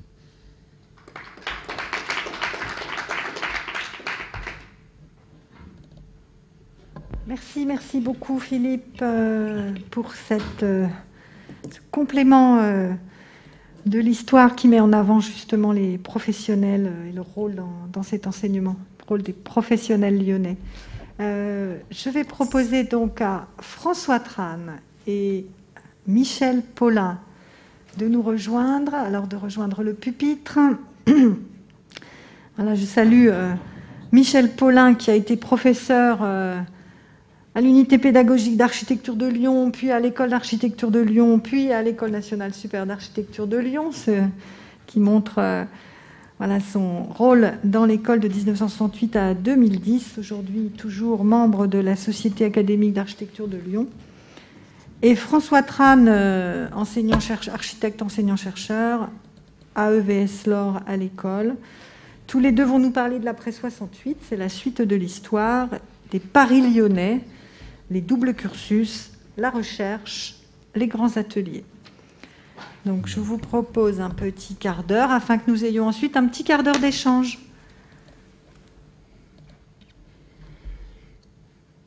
Merci Nathalie. Je vais commencer par la présentation de l'histoire de la recherche à l'école d'architecture de Lyon. Et ensuite, Michel prendra la suite pour parler des doubles cursus et des grands ateliers. Alors, oui. D'accord. Alors, je regarde là-bas. Donc, je suis très heureux de partager ce moment avec, de faire cette présentation avec Michel Paulin, qui est un grand, j'allais dire, témoin de l'histoire de cette école, et non seulement un grand témoin, mais aussi un acteur principal, puisqu'il a, avec notre collègue Bernard Duprat, initié la recherche à l'école. Alors, moi, je commençais mes études en 1975, donc la recherche avait déjà été mise en place à l'école, sous une forme qui était un peu informelle, puisque c'était à l'initiative de quelques individus ou de petites équipes qui répondaient à des appels d'offres de recherche. Je rappelle donc que le CORDA a été mis en place, le comité pour la recherche et le développement en architecture a été mis en place en 1972, et que le plan construction a été mis en place en 1977. Alors on ne peut pas dire que à l'époque, il y a eu beaucoup de succès concernant les réponses des enseignants d'alors. Par contre, il y avait des projets qui étaient financés plus directement par le ministère. Alors je ne sais pas si le nom était ministère Non, j'ai vu MCVE, Ministère de la Culture et du cadre de vie. Du cadre de vie, c'est ça? Ouais, et de l'environnement et cadre de vie. Voilà. Donc, il était financé directement quelques projets qui étaient menés plutôt dans le cadre de l'enseignement. Il faut dire que ces recherches avaient étaient issues des groupes d'études approfondies qui s'appelaient Architecture et Territoire, à ce qu'on appelait évidemment à l'époque l'unité pédagogique d'architecture de Lyon, et développer des recherches dans le domaine de l'ethno-architecture, on peut dire, et des sujets. Alors il faut que je me positionne autrement. Voilà, merci. Très bien, tout va bien, François. Bon. Donc sur le territoire régional. Voilà. Donc il y a eu des premières études, par exemple, sur les usines pensionnats du Dauphiné, sur les chalets en Savoie, en Haute-Savoie, et évidemment les premières usines textiles, les usines de la soie dans la région lyonnaise. Un autre thème de recherche, dans le cadre de collaboration ici avec la Maison de l'Orient méditerranéen, dans le cadre des relations avec l'université, concernait donc l'architecture traditionnelle du Proche-Orient méditerranéen. Donc ça, ce sont des recherches ou des thématiques qui ont perduré au cours de l'histoire de la recherche à l'école, et notamment de l'histoire du laboratoire d'analyse des formes, puisque des collaborations ensuite se sont développées, notamment avec Michel Paulin, avec l'IFAO et avec la Libye, où Michel Paulin a participé à des recherches sur l'eptisme magna avec le professeur Laronde.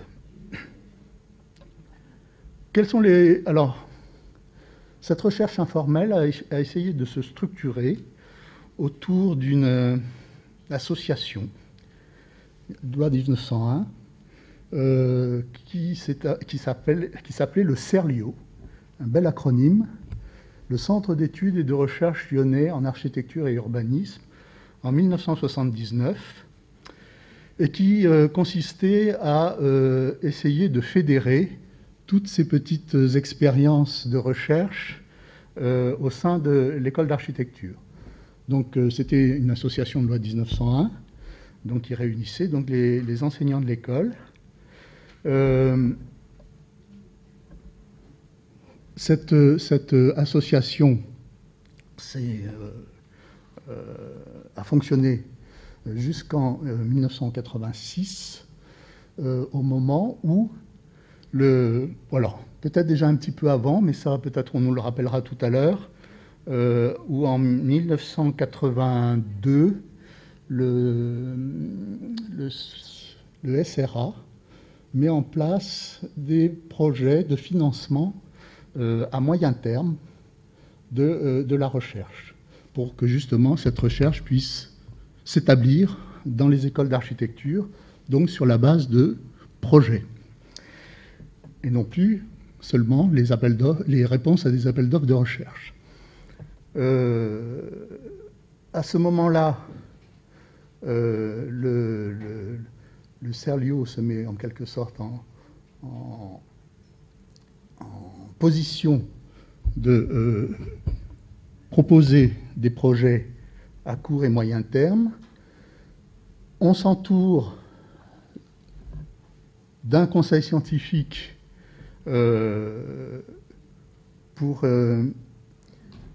c'est tout l'environnement, j'allais dire, tout l'environnement intellectuel et scientifique qui légitime en quelque sorte aussi la recherche.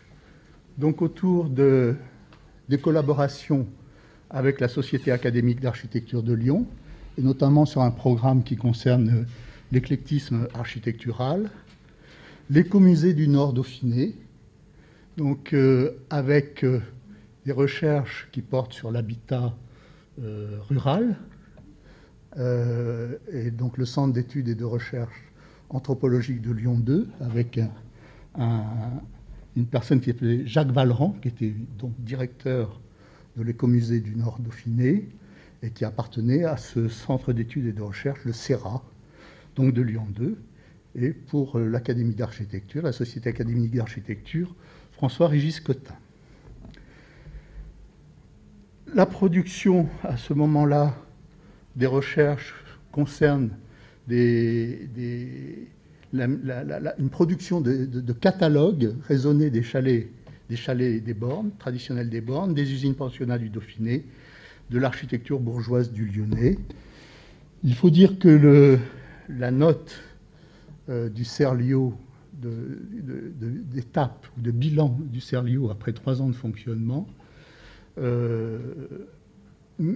indiquait que les méthodes du Serlio devaient se structurer autour de l'idée de la typologie. Voilà. Donc, comme le Serlio devait être une fédération de chercheurs, certains chercheurs ne se sont pas retrouvés dans le Serlio.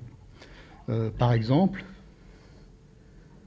je vais y revenir là-dessus, il y a un groupe qui s'appelait EcoUrba, qui est une équipe autonome de recherche de l'UPAL, qui était rattachée à un laboratoire du CNRS 260 de géographie rhodanienne, qui fait une proposition de recherche pour le plan construction, mais tout à fait en dehors du cadre du Serlio.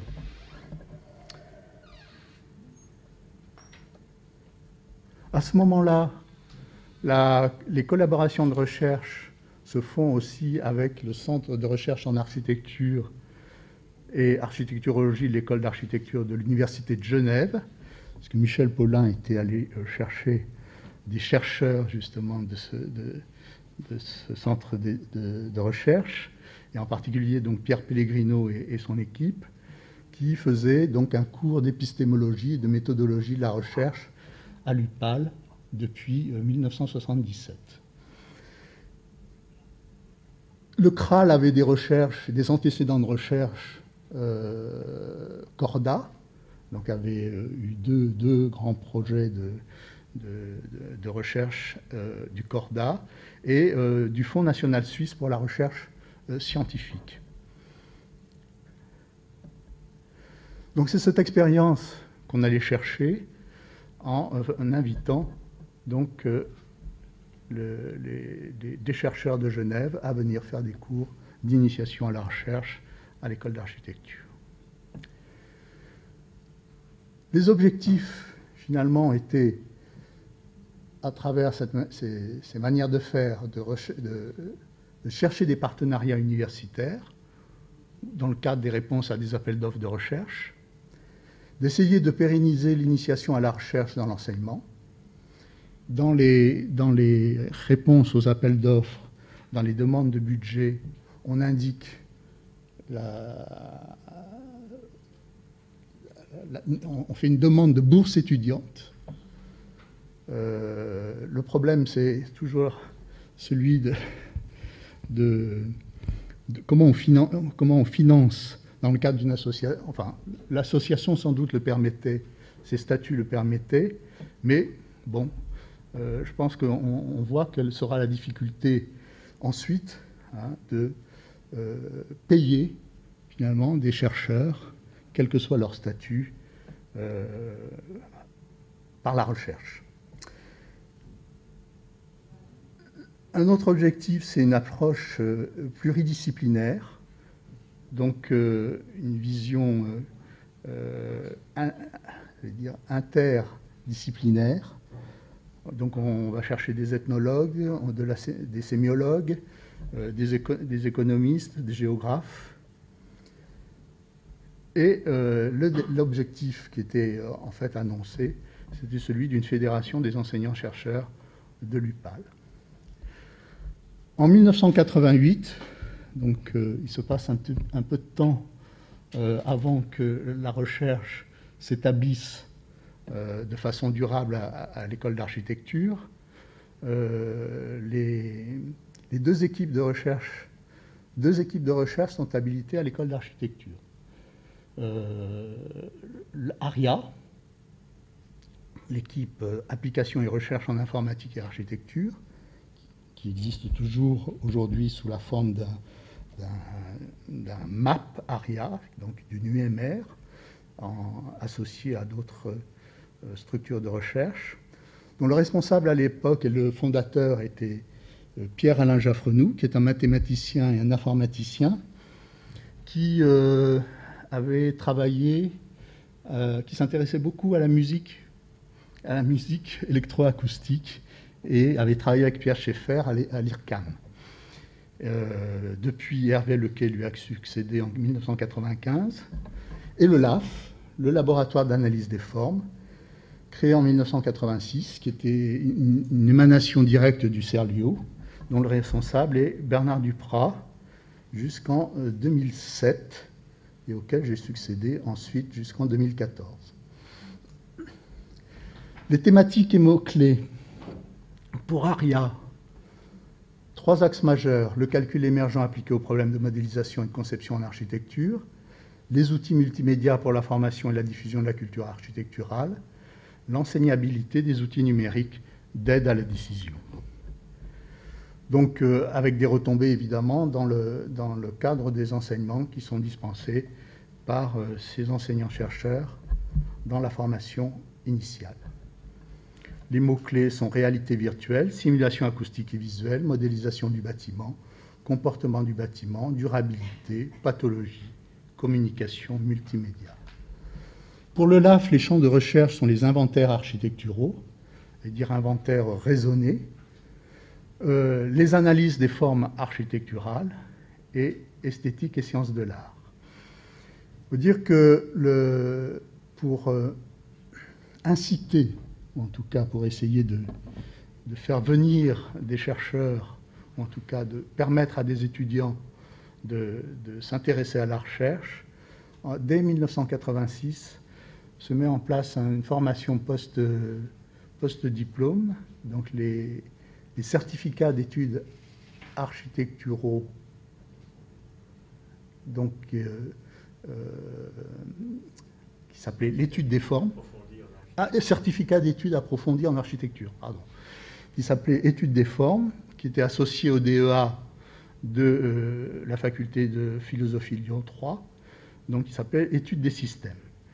Et donc avec une collaboration avec le LAMPAS, laboratoire d'analyse morphologique des productions d'art par la statistique, dirigé alors par, j'ai oublié son nom, Deloche, Bernard Deloche. En 1998, ARIA rejoint le GAMSO et d'autres équipes de recherche en informatique pour l'architecture, donc pour fonder l'UMR MAP, modèle et simulation pour l'architecture, l'urbanisme et le paysage. Donc c'est une structure de recherche cohabilitée par le CNRS et le ministère de la Culture et de la Communication. Donc cette UMR regroupe une 60aine de chercheurs et d'enseignants-chercheurs, et à l'époque, donc les 4 axes sur lesquels ils travaillent, c'est les outils numériques et le patrimoine architectural, le paysage comme totalité construite, les processus de production de bâtiments, le partage d'informations sur Internet pour l'architecture. Le LAF, lui, j'allais dire presque victime de son succès, se diversifie dans les études du LAF à ce moment-là sont liées aux objets d'études des différents membres du laboratoire. Et on s'aperçoit qu'il y a une forme de diversification qui a pu lui être reprochée lors d'une première évaluation de l'ARS en 2010. C'était à la fois un point de faiblesse, puisque on a reproché au LAF le manque à un moment donné, du fait de cette diversification, d'une construction théorique partagée par l'ensemble de ses membres. Il va falloir conclure si on veut laisser Oui. du temps à Michel. Le deuxième Paulin. point, le deuxième axe, c'est la modélisation des relations stylistiques, des opérations de l'analyse morphologique, donc plutôt du côté du traitement, j'allais dire, informatique des données descriptives des objets. Alors je passe très rapidement là-dessus. La typomorphologie sert à identifier donc des types dont on peut apprécier par exemple le dynamisme ou la diffusion sur un territoire. Ici les moulinages des moulins à soie, donc les moulins à soie du Rhône moyen, et leur diffusion sur un territoire. Une sorte de cartographie qui montre l'influence de ces modèles sur un territoire. Voilà le modèle, je veux dire, de Vaucanson, qui est à partir duquel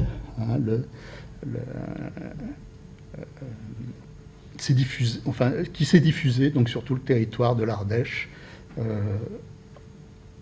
par la suite. Une autre étude sur les façades et les baies qui montre justement comment on peut caractériser un style, et là peut-être ce qu'est l'éclectisme, à partir de la manière dont les auteurs, les producteurs combinent les éléments, et donc qui permettent d'identifier ce qui fait la singularité de ces formes. Je passe rapidement sur les conseils scientifiques. Je ne sais pas si Bernard Aumont est encore en ligne, mais qui proposait justement que tous les laboratoires se dotent d'un conseil scientifique.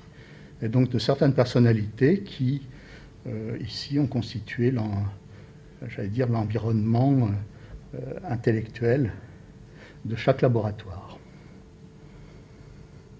Aujourd'hui, donc, le MAPARIA se focalise sur des questions d'acquisition de données du patrimoine ancien. Il intervient actuellement sur Notre-Dame de Paris en proposant des modélisations des charpentes disparues. Voilà à quoi ça peut ressembler. Et pour le LAF, il a évolué pour devenir l'OR en 2014, donc pour permettre l'intégration de nouveaux enseignants venant de disciplines diverses dans le cadre d'une structure qui participe donc à un UMR qui s'appelle Environnement, Ville et Société, EVS, UMR 5600. Voilà, je laisse la parole à Michel Paulin pour le double cursus et les grands ateliers.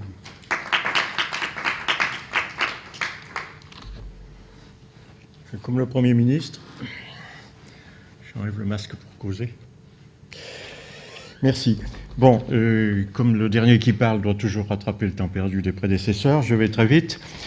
Donc, je vous parle de l'histoire de l'approche qui a permis que, actuellement, cette école se trouve comme elle est, c'est-à-dire une école de premier plan qui dispose d'un double cursus, qui dispose d'un environnement scientifique, culturel très important et qui dispose également de l'accès aux grands ateliers de l'île d'Abo. J'étais participant et un étudiant actif dans le groupe Sud-Est, le Grand Delta, avant 68. Une petite parenthèse personnelle, si je peux me permettre. En 70-71, j'étais assistant à l'Université de Montréal, à la faculté d'aménagement, qui était pluridisciplinaire, qui était une université, et où j'ai attrapé le virus des approches anglo-saxonnes, en particulier en fréquentant des gens soit à Montréal, soit même à Boston, avec tout ce qui se faisait à l'époque de recherche le plus pointue, en particulier autour de la cybernétique appliquée à l'architecture, et des choses comme ça, avec Nicolas Desgros-Pontes. Je ferme la parenthèse. En 71, je rentre. En 72, l'école d'architecture, l'UPA à l'époque, me demande vu mes antécédents, qui étaient courts mais efficaces, de participer à l'enseignement. À l'époque, cette école disposait d'un corps enseignant d'une douzaine de personnes, c'était pas plus. Il y avait, outre les architectes, il y avait un peu de sciences humaines, il y avait des arts plastiques, il y avait un peu de sciences, en particulier, il y avait Pierre-Alain Jaffronou, qui à l'époque dirigeait un atelier de recherche en recherche musicale avec l'ORTF, donc quelqu'un qui est très important dans la pensée entre le lien entre les arts et les sciences, mathématicien d'origine, mais qui a travaillé à l'IRCAM, etc., etc. Donc nous étions une équipe qui était extrêmement dynamique, mais qui étions tous animés par un profond envie de réforme et de rupture avec les beaux-arts. On était sous la tutelle du ministère de la Culture, ce qui ne nous arrangeait pas. Et je le dis sans embâche, il s'en est suivi une période où les tutelles ne nous ont pas soutenus, n'ont pas anticipé nos politiques, proposaient des choses et en changeaient rapidement. Alors, il fallait se débrouiller par soi-même. Donc, pour se débrouiller par soi-même, il y avait quand même des solutions. À Lyon, il y avait l'INSA. L'INSA qui venait assez récemment, d'ailleurs, de créer son département de génie civil avec une personnalité remarquable à qui je rends hommage ici, qui était Jean-Claude Cubaud, et avec qui je me suis très bien entendu très vite pour avoir un partage d'enseignement et surtout d'expérimentation, parce que très vite on m'a confié le cours de construction, et ce cours de construction, il était très difficile de l'enseigner entièrement au tableau. Alors je me suis appuyé sur l'INSA pour essayer de développer des applications pratiques. Jean-Claude Cubaud nous a offert sa dalle d'essai. Évidemment, ce n'était pas tout à fait à l'échelle des quelques étudiants architectes, mais quand même. Et puis, son module d'études climatiques, dans lequel il simulait des ambiances. Et puis, on a essayé de développer des pédagogies qui pourraient convenir aux architectes. Jean-Claude Cubaud, il était assez radical. Il s'était dit, si les architectes sont capables de faire de l'élasticité, théorie de l'élasticité, ils sauront tout faire. Donc, vous voyez où on en était. N'empêche qu'il y avait des applications pratiques, en particulier la photoélasticité, etc., qui ont été très pratiques, qui nous ont soutenus. Un autre soutien très important de cette époque, c'est l'Institut de l'environnement, qui malheureusement n'a pas pu perdurer. L'Institut de l'environnement créé à Paris m'a permis de côtoyer des gens comme Jean-Pierre Épron, comme Paul Quintran, comme David Emmerich, comme Daniel Bernstein, etc. Toutes grandes personnalités qui ont ensuite animé les secteurs du lien entre science et architecture à l'échelle nationale. Ça a permis petit à petit de concevoir, d'expérimenter des approches. Mais nous étions dans des baraquements provisoires qui avaient été installés sur le site de la Visitation, dont vous a parlé très récemment, et on était extrêmement démunis du point de vue matériel. On passait notre temps, évidemment, à réclamer. On a eu un directeur dont je tairai le nom, par respect pour sa mémoire, qui n'avait aucun intérêt pour l'architecture et qui avait plutôt une mauvaise opinion, a priori, de son corps enseignant. Bon, tout ça évolue lentement, mais de façon très favorable. En particulier, en 1976, il y a la création de l'INTPE, ici à côté, et l'impulsion d'un personnage qui a énormément compté, auquel je veux rendre hommage aussi, qui était Michel Prunier. Et Michel Prunier, qui a été le premier directeur et qui avait été chargé de la décentralisation de l'école de l'INTPE, avait en tête l'idée d'un campus de l'aménagement. Et il avait cette idée déjà avant que les tutelles ne changent. Il se trouve qu'à ce moment, nous avons été victimes d'un incendie de nos préfabriqués là-haut. Et donc, il a fallu chercher des locaux un peu partout.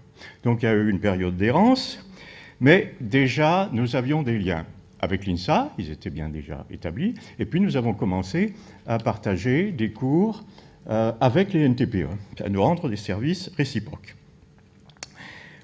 Miracle, du moins de mon point de vue, en 1978, eh bien, le ministre Dornano prend la tête d'un grand ministère, environnement et cadre de vie, et c'est Joseph Belmont qui prend la tête de la direction de l'architecture.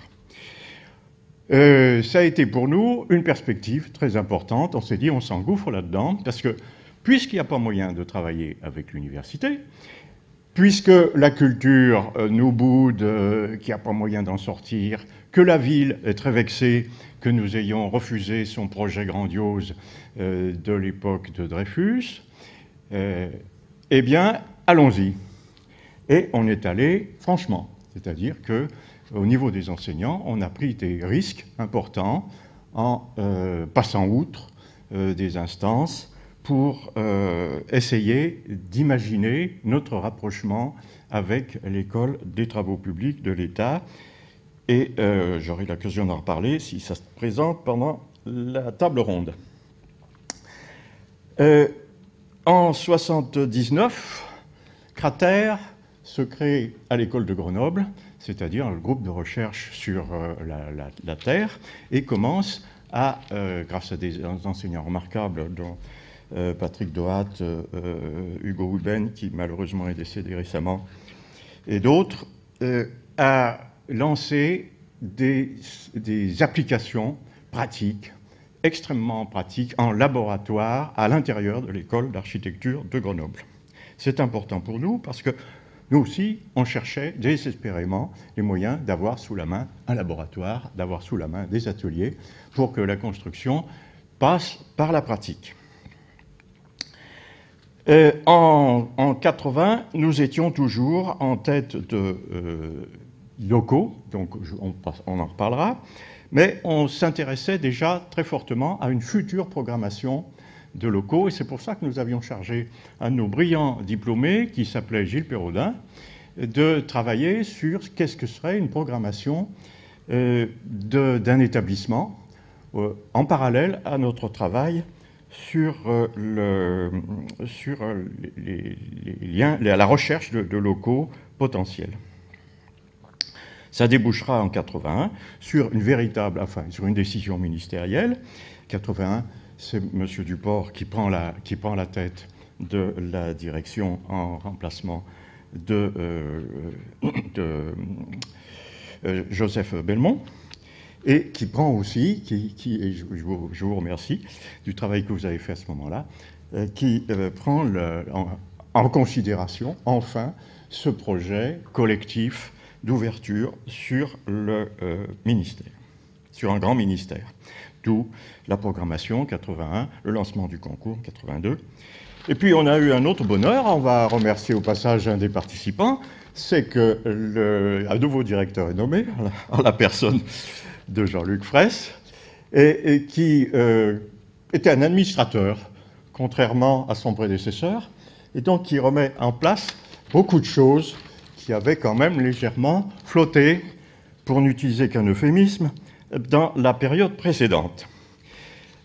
Cette conjonction a permis quand même qu'assez vite, eh bien, se regroupent les idées sur la coopération entre ingénieurs, architectes et autres disciplines, et puis la coopération interrégionale au niveau des différentes écoles, en particulier avec Grenoble, et puis ça a été cité rapidement avec Lyon 3 dans d'autres secteurs.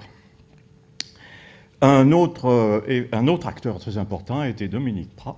Il s'est trouvé qu'à peu près en même temps, nous avons eu la chance d'avoir deux personnes clés qui étaient d'un côté pour TPE Philippe Sardin, qui était le directeur des études, qui deviendra le directeur de TPE un peu plus tard, et puis Dominique Prat, qui était un ingénieur architecte et qui avait une perception et une écoute des problèmes et une compréhension des problèmes qui était tout à fait remarquable, qui a épaulé notre directeur, M.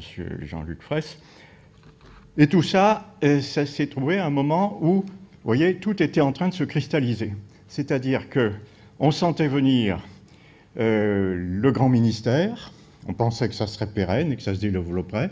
En fait, on sait que plouf, derrière, on est retourné à la culture. On sentait qu'on aurait une nouvelle école, que cette école serait remarquable.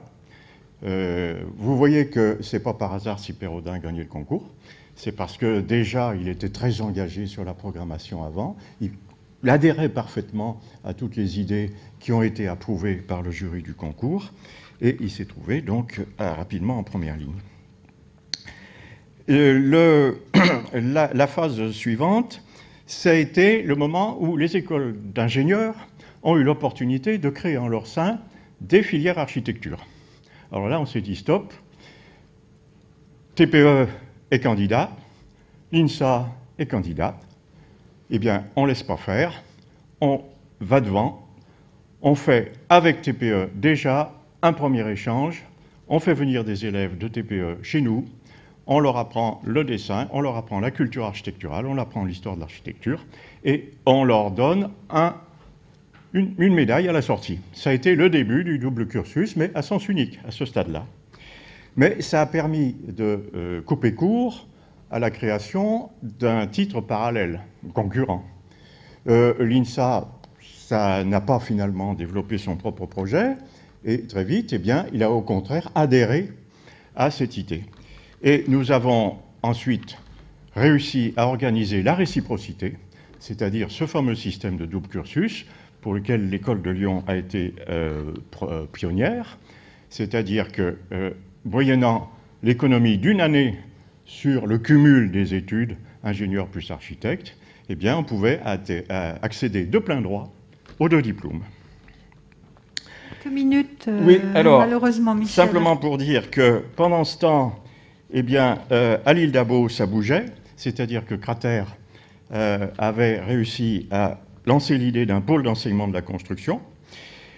En 91, en 93, je rencontre l'équipe de Grenoble cherchait des partenaires et ils viennent me voir un beau soir en me disant qu'est-ce qu'on fait. Alors moi, je suis sauté sur l'occasion. Quel plus beau projet que de faire un centre de formation lié à la construction qui serait interdisciplinaire. Et c'est comme ça que l'école de Lyon a embrayé sur un projet qui était déjà en gestation, qui avait été initié quelques années auparavant par l'équipe de Grenoble. La bonne nouvelle aussi, ben il est là aussi, c'est l'homme de la bonne nouvelle, c'est quand Jean Fribault a quitté la direction de l'architecture pour venir prendre la direction de la ville nouvelle de l'île d'Abo. Et à ce moment, il y avait un projet qui était presque mûr et il a eu l'intelligence, disons, de le prendre en main et de le porter et de le développer.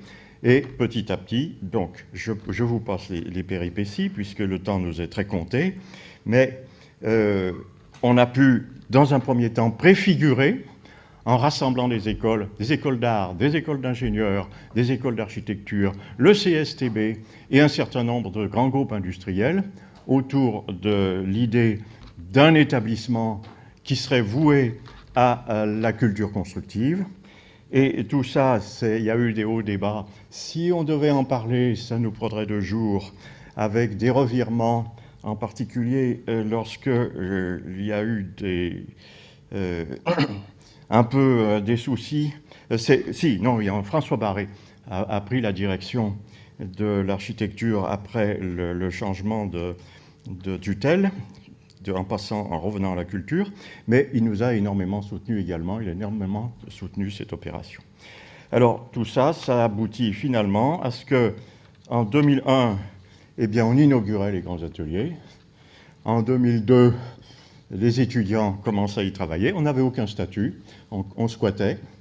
Et il a fallu ensuite galérer pour obtenir un statut. En 2002 aussi, le double cursus était ouvert à l'école centrale lyonnaise, ce qui fait qu'on avait maintenant, à partir de 2002, 3 grandes écoles, 3 grands établissements lyonnais qui bénéficiaient de ce système de double cursus avec accès au diplôme de plein droit, moyennant des cours complémentaires de remplacement dans chacun des établissements et l'économie d'une année d'études, ce qui était tout à fait appréciable. Je vous remercie.